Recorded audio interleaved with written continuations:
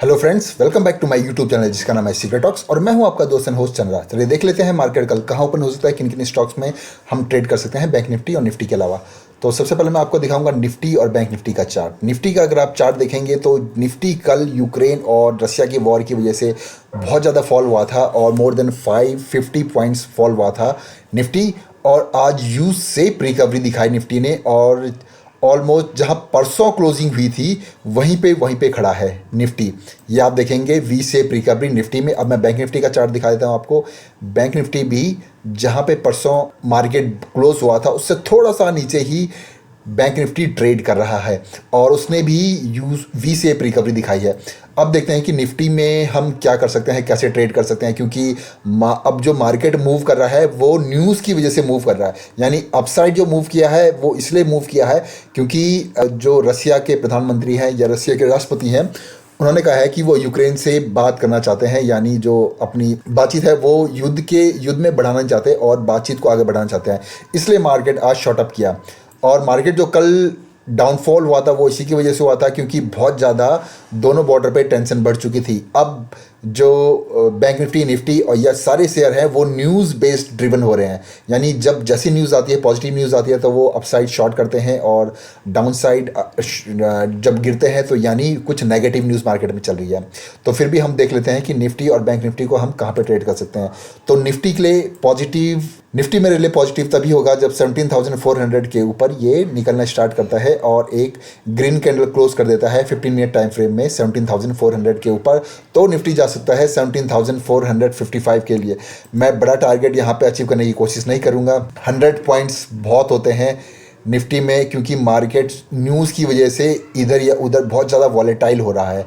Down side की बात बताऊं तो डाउन साइड निफ्टी 17,300 के नीचे अगर एक रेड कैंडल क्लोज कर देता है 15 मिनट टाइम फ्रेम में तो डेफिनेटली हम इसको शॉर्ट कर सकते हैं और टारगेट आपका यहाँ पर थोड़ा सा बड़ा हो सकता है। 17,300 के बाद अगर एक रेड कैंडल क्लोज हो जाती है तो डेफिनेटली आपको 17,150 तक के टारगेट अचीव करने को मिल सकते हैं इंट्राडे के अंदर। तो डाउन साइड के लिए टारगेट आपके लिए बहुत बड़ा है यानी ऑलमोस्ट 150 पॉइंट्स का है और अपसाइड के लिए जो आपके लिए टारगेट है वो आपके लिए पास है 90 पॉइंट्स का मैक्सिमम। अपसाइड के लिए मैं बड़ा टारगेट नहीं दूंगा क्योंकि मार्केट में जब बियर न्यूज़ आप ट्रैवल करती है तो डेफिनेटली मार्केट ज़्यादा गिरता है।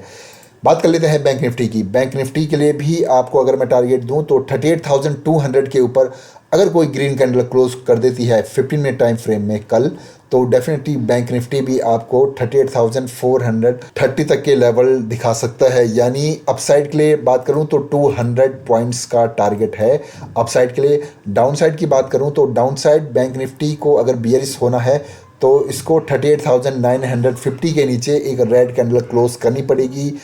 अगर 38,950 के नीचे एक रेड कैंडल क्लोज हो जाती है तो बैंक निफ्टी में काफ़ी बड़ी गिरावट आ सकती है और बैंक निफ्टी आपको यहाँ भी 200 पॉइंट से ज़्यादा की रैली दे सकता है और काफ़ी अच्छा टारगेट हो सकता है आपके लिए बैंक निफ्टी में। तो अपसाइड भी काफ़ी अच्छा टारगेट मिल सकता है आपको बैंक निफ्टी में और डाउन साइड भी। बट शर्त ये है कि बैंक निफ्टी और निफ्टी को या किसी भी स्टॉक्स को बहुत बड़ा गैप अप या बहुत बड़ा गैप डाउन नहीं खुलना है जैसे कि परसों मार्केट में हुआ था। परसों मार्केट में क्या हुआ था, जो भी मैंने टारगेट्स दिए थे बैंक निफ्टी निफ्टी के तो मार्केट बहुत ज़्यादा गैप डाउन खुल गया था और ऑलमोस्ट हम टारगेट भी निकल चुका था। तो हमको कैसे ट्रेड करना पड़ा, हमको फिर प्राइस एक्शन को जो उस समय का प्राइस एक्शन चल रहा है उसको बेसिस पे लेके ट्रेड करना पड़ा। हालांकि जो मैंने टारगेट दिए थे वहीं पे मार्केट खुला था तो मेरे लिए कोई ट्रेड बनता ही ना था। तो फिर जो प्राइस एक्शन बना फिर मैंने ट्रेड किया। लेकिन आज जो मार्केट खुला, आज मार्केट में हालांकि मैंने कोई वीडियो नहीं बनाई थी कल, पर आज मार्केट क्या हुआ कि आसपास जहाँ पे कल क्लोज हुआ था वहीं के आसपास कहीं खुला। 100 पॉइंट्स गैप अप खुला था निफ्टी बैंक निफ्टी भी।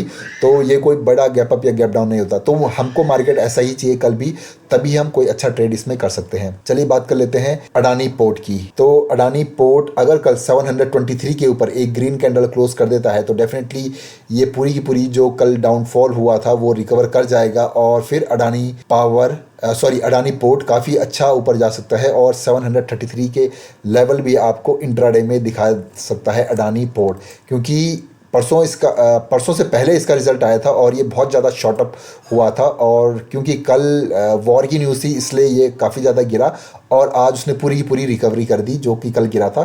तो इसलिए 723 के ऊपर एक ग्रीन कैंडल क्लोज हो जाती है अडानी पोर्ट में, तो डेफिनेटली हमें 733 के टारगेट देखने को मिल सकते हैं।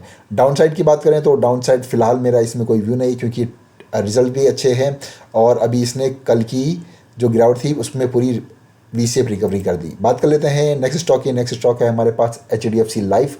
तो HDFC लाइफ अगर आप देखेंगे यहाँ पे कुछ कंसोलिडेशन कर रहा है, उसने 15 मिनट में आज 5-6 कैंडल यहाँ पे कंसोलिडेट की, तो इसके ऊपर अगर क्लोजिंग देता है, यानी HDFC लाइफ अगर 574 के ऊपर एक ग्रीन कैंडल क्लोज कर देता है 15 मिनट टाइम फ्रेम में, डेफिनेटली हमको HDFC लाइफ जाता हुआ दिखाई दे सकता है इस लेवल तक, जो कि है 587 का। तो 587 का लेवल अगर मैं यहाँ पे रेंज करूं कि कितना है, तो 587 का लेवल आपको मोर देन 2% तक के टारगेट दे सकता है आपको इंट्राडे में भी। अगर बात करूं डाउन साइड की, तो डाउन साइड अगेन इस जो ये रेंज बना रखी है HDFC लाइफ ने, इसको तोड़ना पड़ेगा। अगर मैं इससे ब्रश से ड्रॉ करूं तो ये रेंज को तोड़ना पड़ेगा और इसी के नीचे एक रेड कैंडल क्लोज करनी पड़ेगी, यानी HDFC लाइफ का बियरिश मोमेंट शुरू होगा 570 के नीचे एक रेड कैंडल क्लोज देने पे 15 मिनट टाइम फ्रेम में, तो ही HDFC लाइफ आपको नीचे के लिए भी बड़े टारगेट दे सकता है और ये जा सकता है 562 के लेवल को टच कर सकता है। तो अपसाइड और डाउन साइड बड़ा मूवमेंट आ सकता है HDFC लाइफ में।